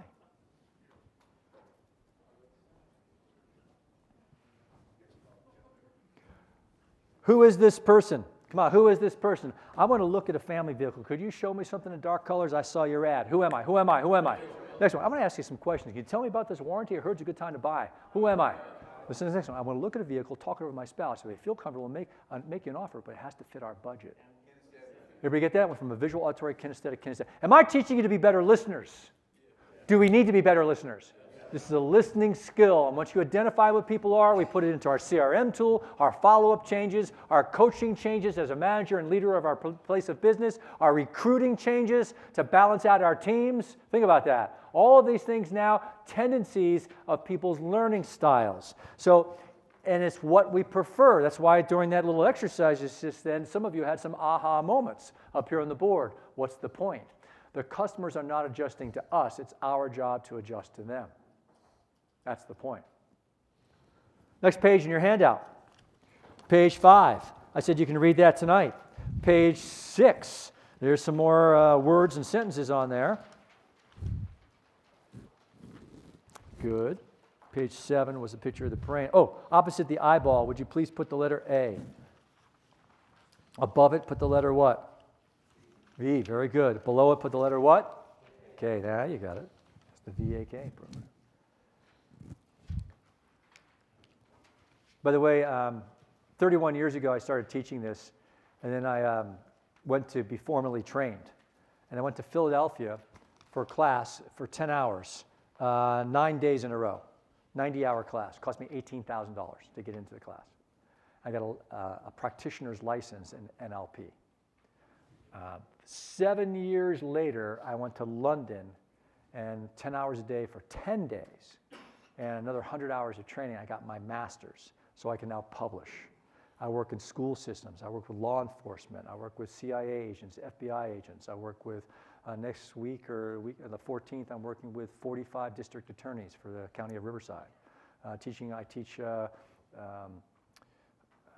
the Orange County Trial Lawyers Association on how to read juries, how to do jury selection using VAK, how to identify a judge's learning style, and whether or not you're going to show up in court with a PowerPoint presentation or not. Isn't that wild?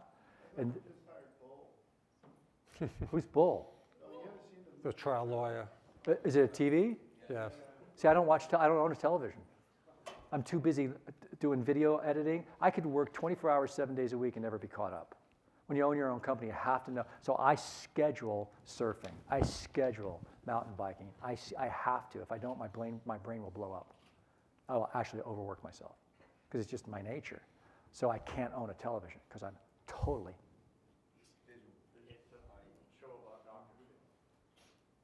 But if a television is on, I can't do any, I'm crippled. Everybody get this? If a television is, I am crippled because I'm highly visual. Everybody get that? I can't, I have trouble walking through here if there's a television on somewhere or if there's a video showing. I am literally crippled if there's a TV in the residence. That doesn't bother me because I'm not auditory. Remember, I'm a kinesthetic, so I'm not in the house. I don't have any furniture. I'm out on a mountain bike. I'm surfing. I'm never there. I'm either in the green screen studio doing video editing, shooting videos, on the road, traveling, doing this, or what? Athletics. I run 5K every single morning. Every fifth day, I run 15 trails, Camp Pendleton, Marine Base. Right now, look at this, right now. This is what, 47 days ago, I had a right hip replacement. 47 days ago. The day before the hip replacement, I ran 5K. They cut off the top of my femur, put a pin in, a ball chip, took my hip bone, drilled it out, put a socket in, put 2 screws in, put it back in, sewed me up. 3 days later, I was on a mountain bike. I'm nuts. How long ago did you do this? August 21st. How many days is that? It's not even been 3 months yet. Now, I know I can't get back to doing triathlons yet. I know, because I had this one done 5 years ago. And it took me 1 full year to get back to 100% competition. So I notice I don't push anything. I never push it. I'm taking 1 full year before I've registered for another triathlon. Everybody get that? So I'm going to let myself heal properly. I'm 65. And when I turn 70, I am going to clean up on trophies. Because I go into another age bracket. Everybody get that? 48-year plant-based vegan. No animal products, raw. How many people do you know are plant-based for 48 years? Heart rate, 42. Heart rate, 42. Blood pressure, 116/77. No meds. Travel with my own food. You just met me. Do I eat weird? I won't answer that. But it is true. Anytime I have a conversation with Paul, I ask him to do 2 or 3 things. Once I get off the phone, I shoot him an email because I know he didn't either write it down or he won't remember it. And I learned that about him. Ever get it? It's how I, but he knows that. Now, you have on page, now why am I telling you these things? Because not that I'm great, but to inspire other people to increase what they are. In 1979, I had a bet with a tugboat captain in Perth Amboy, New Jersey, and in 1979, after a year and a half of practicing, I did a world record swim around Staten Island, 44 miles, 19 hours and 43 minutes. I'm the only person to ever swim around Staten Island. 2 weeks later, I swam around Manhattan, and when I started lifeguarding in Santa Barbara, I swam across the Channel Islands. How did I prepare for that? I would run in the deep sand as a New Jersey lifeguard. I would run until I would hit the wall. The glycogen would build up in my muscles, and I would cramp up. To sit down on the sand, pull a fanny pack around, start a stopwatch, take a certain amount of food, kept a journal. I would wait so much time, then start running again and then I would hit the wall, and then I would figure out how much food would give me how much energy. I ate the same exact food every day for 9 months. To give a scientific study, at the end of that, I swam around Staten Island, 44 miles. You can't touch the boat. You have to tread water when you eat. So I'm a nut. But it inspired people in 1979 not to necessarily, because it was a gas crunch, not necessarily to what? Drive their car to the corner grocery store. Maybe they would walk, because some guy just swam around Staten Island. Maybe I could walk to the grocery store. That's why I did it. Everybody follow me on this? And it's always a personal challenge for me to do the things that I do. I always want to be better at what I do. I don't tell these stories to say that I'm the best at what I do. No, I'm improving every day. I'm not the best. I'm not by any means. But I can get better every single day.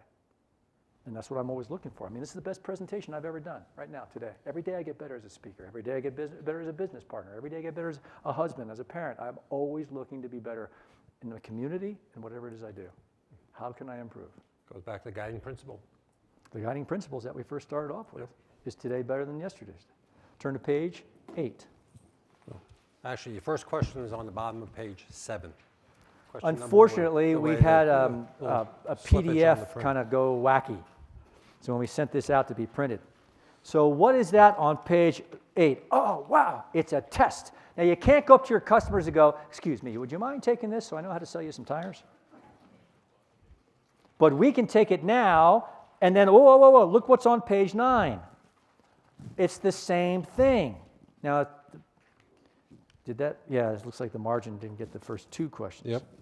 So we're going to have to send this to everybody. Why don't I create, where are the guys here in the class? Why don't I create a Dropbox and send you all a user ID and password? Not just a link. So I'll put all this stuff on Dropbox. Would you like that? Yeah, I'm kind of a weird trainer. I like to give everything to people. I don't make you pay for this stuff. I want you to go, because somebody in this room is going to teach this to another coworker, use it, and affect a child. That's what, I could have been a ski instructor and a lifeguard the rest of my life. I could have been a captain of a lifeguard system in LA and worked for the fire department. I could have done all these things with ski school and been a ski school director. I could have done, wasn't affecting enough people. This gives me the world footprint. That's why I'm doing this. Here's guys. He said he's got a 5th grader struggling right now. This is the reason why one guy in this class is the reason why I came to Vegas for 5 days, right here.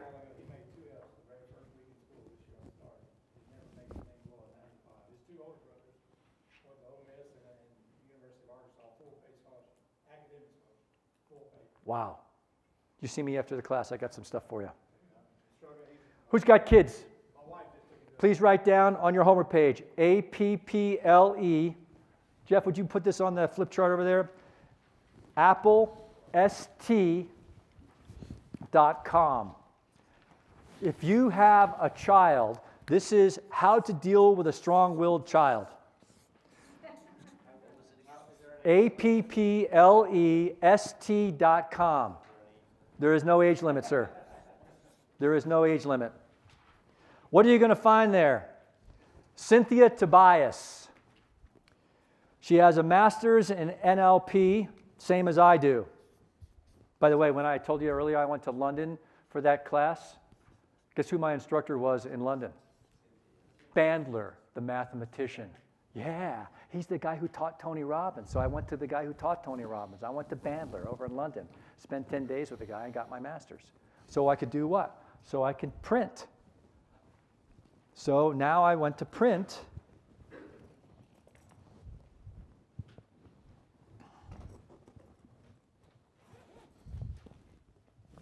So I wrote a book.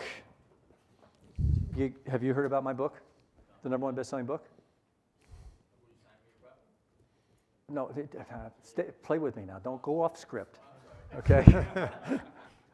Have you heard about my new book? The #1 best-selling book. You haven't heard about it? That's the title, the #1 best-selling book. No one's ever had that title. I had to fight Amazon for a month. They wouldn't put it on. I said, why not? Because when people search the #1 best-selling book, your book comes up. I said, of course it does. That's why I called it the #1 best-selling book. You can't change the title of my book. So now it's on Amazon. Now the #1 best-selling book has a co-author. Who's the co-author? Read it out loud, would you please? Cynthia Tobias. Cynthia Tobias has a master's in NLP. I don't have a master's in NLP. She does. So I saw her on CNN News. I called her on the phone because she's smarter than I am. And so I interviewed her, and I said, would you do me a favor? Would you write my book? And so she did. So I paid her living expenses for a year for her to write my book and follow me around the world, and that's how we got the book written. Everybody follow me on this? I'm not a writer. I can write articles, but I'm not a book writer. I had my stuff. I had 700. This is like 52 pages. It's a short little book. You all get a free copy of it by emailing me. I'll put it in the Dropbox. Fair enough? Okay? You've already got the book. You already emailed me. I like this guy. So you can't walk up to people and say, what? Would you please take this test? But we can take it now, and then I'll teach you how to administer the one that's blank. And the margins are off, so we're going to have the real test where? In Dropbox, with the PDF copy of the book and the PowerPoint and today's electronic handout. Fair enough? Good. Fill out the test. Let's go. Take you about 4 minutes. I'll teach you how to administer it. Take it now. That was Handel's Water Music by Friedrich Handel.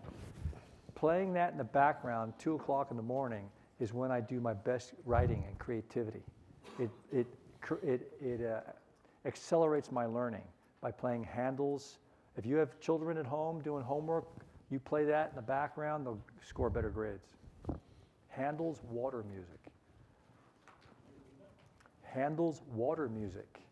It's a classical. It was written in the late 1670s for the King of England for party music on the Thames River. They would play this on the top of the barges that would float up and down the Thames for parties. It was written for King George VIII, because I had to look it up. No, Cynthia Tobias, who works with accelerated learning, because she works with children on the Christian speaking circuit, uses Handel's Water Music. And then it was reinforced by Dr. Jeanette Voss, who teaches the school systems in China. They use music for children's accelerated learning. And so I can't make this stuff up because I get challenged. Somebody's going to pick up their phone and research me right there in front of everybody, but I just have a picture memory. So I got 47 hours of memorized material in my head for 5 different industries. You ready? Watch. Excuse me, I'm sorry, I got to interrupt them. Madeline, turn the television. Madeline, house could burn down around this kid. Did I say that earlier the exact same way? This is memorized. I've done this program close to 1,600 times. I've had over 41,000 students in 31 years. It's over 2,000 seminars. And I always want to learn more. So I found out about Friedrich Handel and Handel's Water Music and how it accelerates your learning process when played in the background when you're studying, especially for children. And so I use it for my own creativity. So that's a great question what he asked me. So what is it I did. specifically about that piece? It's the dun dun. It's the 3/4 time. It's the 3/4 time where if you can put in other types of music, it will actually create anger. Some music will create disassociation of your own self-worth. I mean, music has a high impact for a lot of people. But for me, playing it in the background at a low volume while I'm writing, creating my magazine articles, my editing my videos, it's so much easier for me while it's playing in the background. It helps with my creativity. And that's what they found was children actually scored higher scores on grades. I mean, they have studies where they do this, and I'm not that familiar with it, but my coworkers are. Dr. Cynthia Tobias, Dr. John Mendola, Dr. Jeanette Voss, who wrote The Learning Revolution. You sell 10,000 copies of your book, sir? 10,000 copies, and you're on the New York Times bestsellers list. She sold 10 million, 7.5 million to one customer. Who? The Chinese Communist government. Taught in every school in China. Dr. Cynthia Tobias. So I searched her out, went to her seminars. When she has a seminar in England or in Istanbul, or if she has a seminar in Auckland or anywhere around the world, 600-700 people. She had a seminar in the United States in San Diego, 12 of us. They hate her in the United States because whoever marketed her put her in front of educators in big conventions in the mid-90s where she stood up, not a salesperson, and said the education system in the United States stinks. And you could see the educators go, who are you to tell us how to teach our kids? And they pretty much threw her out of the country. It's a shame, absolute shame. But you go to Mexico Airport, Mexico City, her book, The Learning Revolution, is a key, but you can't find it. Publishers will not print her book in the United States. It's a shame. Cynthia Tobias, applestreet.com. If you scored the most yeses on your test, everybody get your test. If you scored the most yeses in the first category, not tied with another category, but the most in the first category, please raise your hand. Now look around the room. See these people? You can't tell them a thing. Get your hands back up. Get your hands back up. See these people? Because if you text them, they got it. Everybody get it? Put your hands down. All right?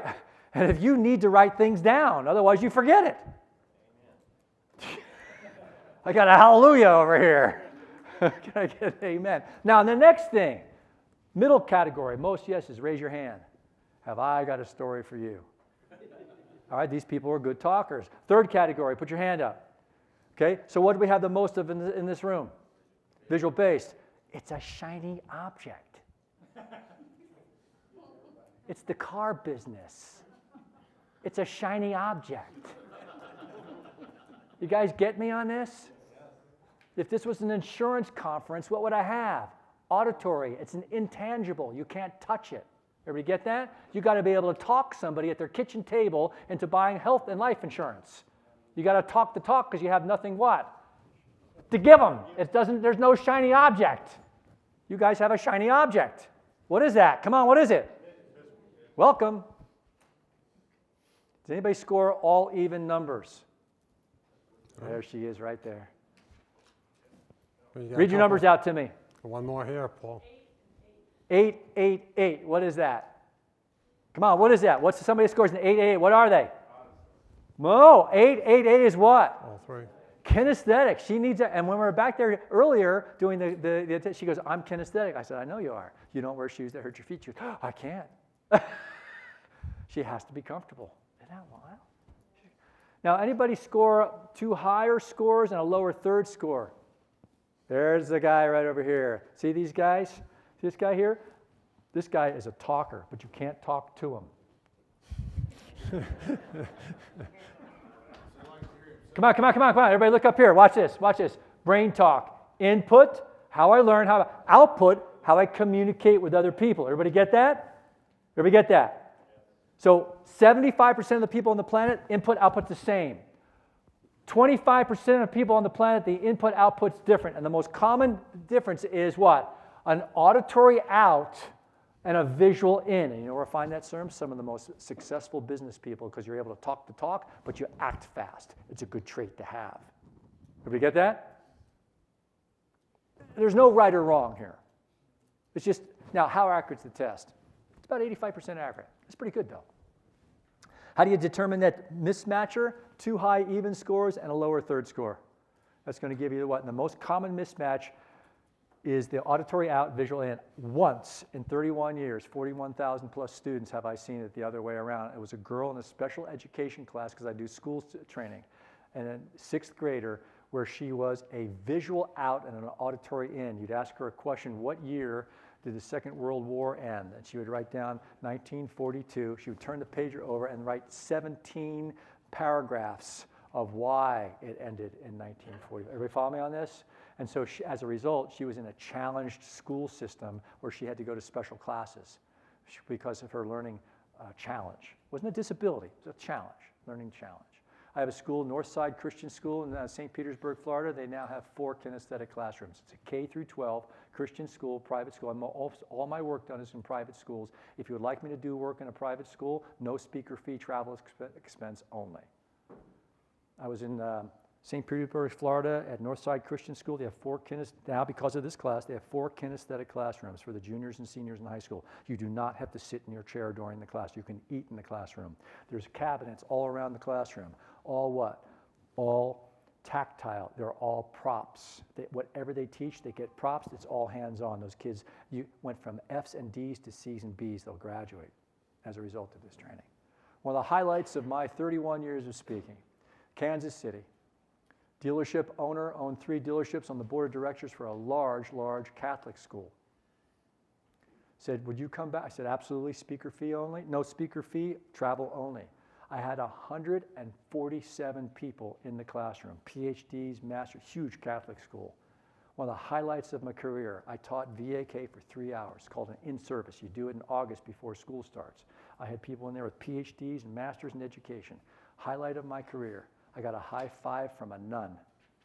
What school is that? I don't know, I have to look it up. It's in my, yeah, that one I don't remember. Big, all white brick. Are you familiar with Kansas City? You live there.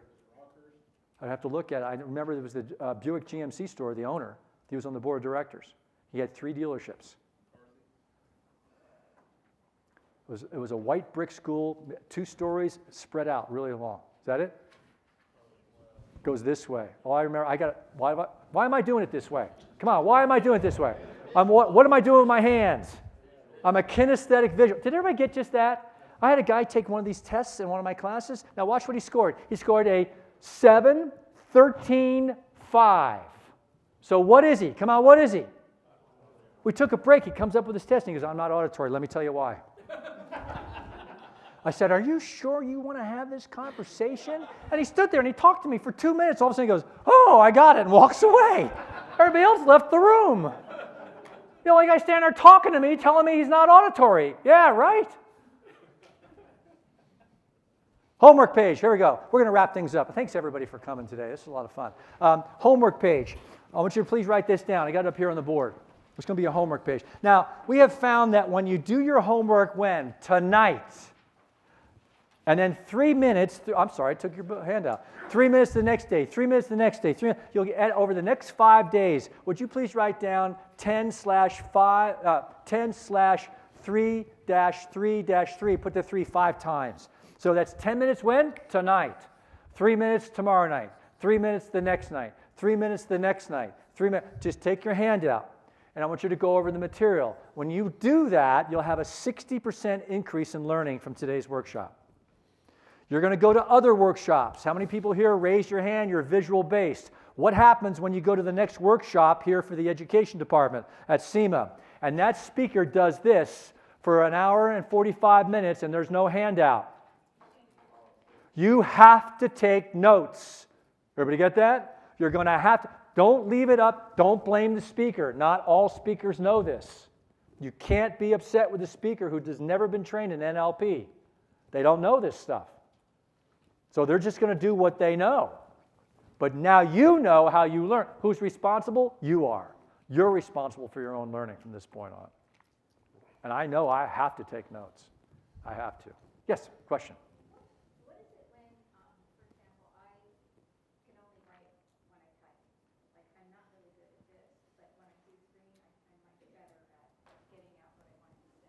Okay, everybody get, I see the screen. What's she doing with her hands the whole time?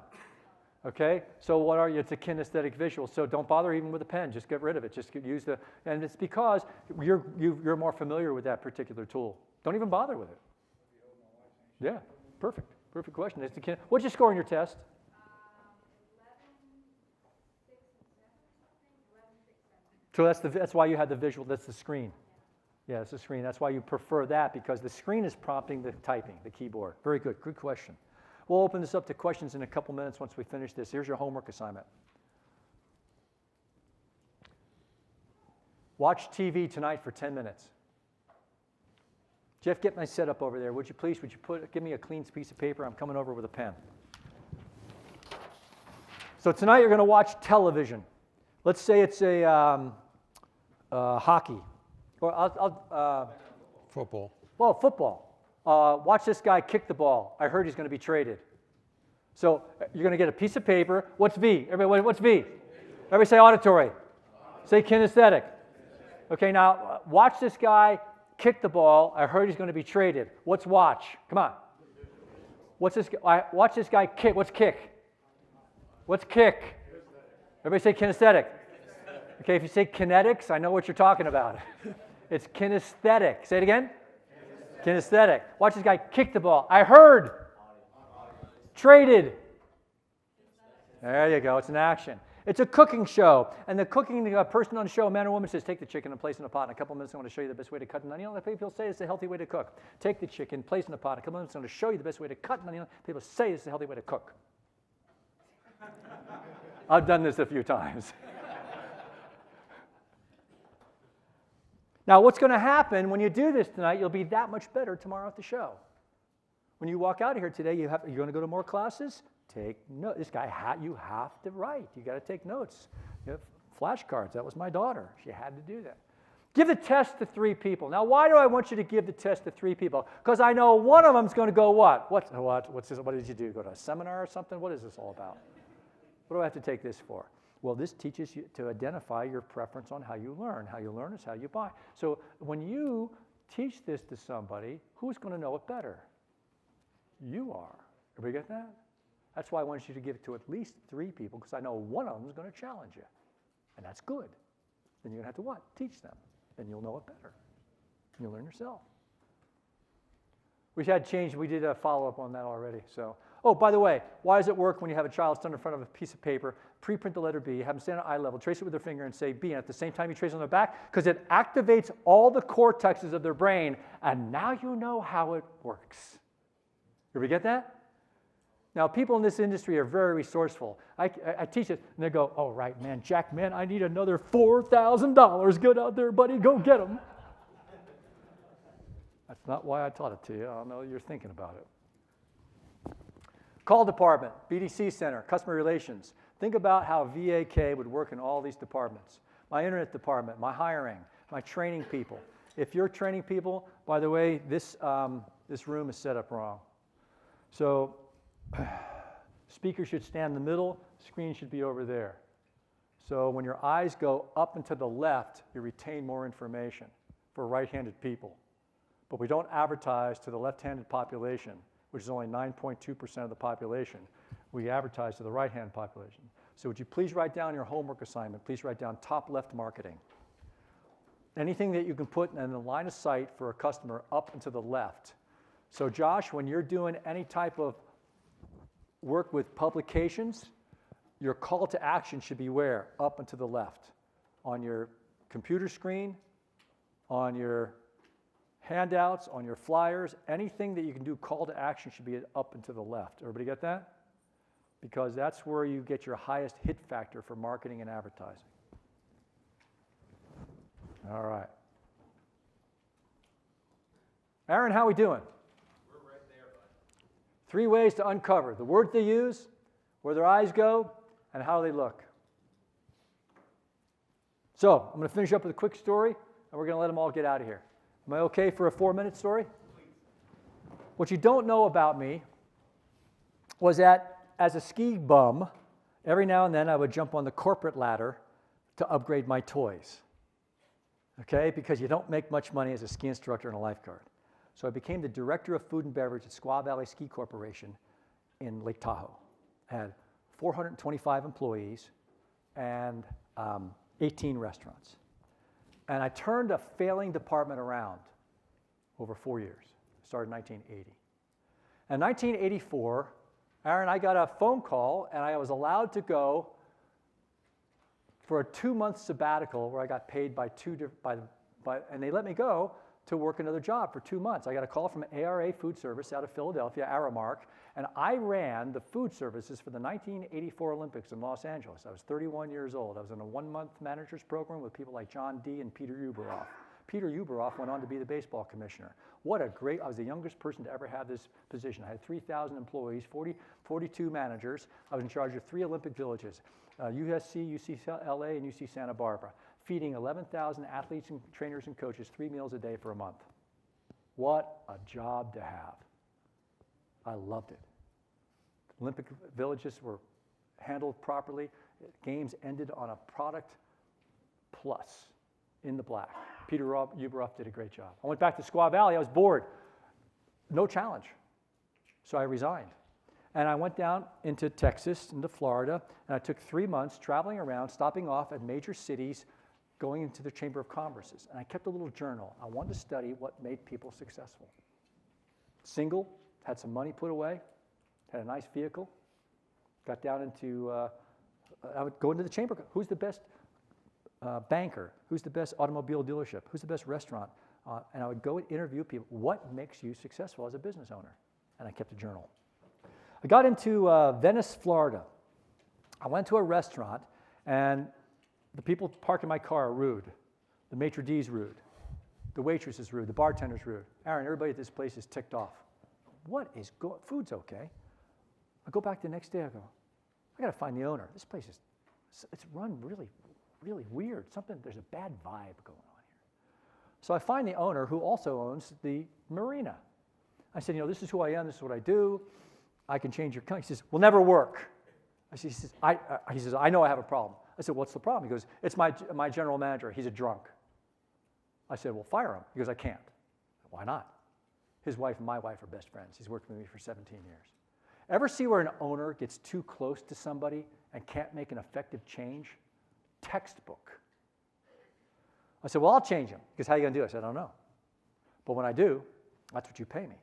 Because that's a lot of money. I said, you have everything to gain. And he signed it. I went back in the next day to apply for a job. And the only job available is a fry cook. They had no idea that I ran the food service for the Olympics. I just said, I need a job. And I became Mr. Happy. I got the fry baskets going. I'm doing the sandwiches for the bar. Man, I got things growing. I got the broiler guys happy. And the general manager would come in and yell at me, Webb, clean the walk-in. Not only would I clean the walk-in, I would change the egg areas so we didn't have that dead space. Webb, clean the dumpster area. I moved the dumpster area out. I steam cleaned the cinder blocks behind the dumpster. Whatever he asked me to do, I did extra. And after a month and a half, we changed the general manager. We made him a happy drunk. I'm not qualified to do alcoholism. I went and resigned. The owner said, I can't believe you did it. I resigned. The chef said, you're the best fry cook we ever had. And no one ever knew my skill level. And I checked back 3, 5, 7 months later, and 85% of what we did stuck. Who are you when you come to work every day? Are you the fry cook? Are you the person that inspires other people to be the best they can be on a daily basis? I'm going to leave you with 10 words, 2 letters to each word. If it is to be, it is up to me. Say that. Ready? Go. If it is to be, it is up to me. May we all strive to be the best we can be every single day. Thank you very much, everybody. It's been a pleasure being here.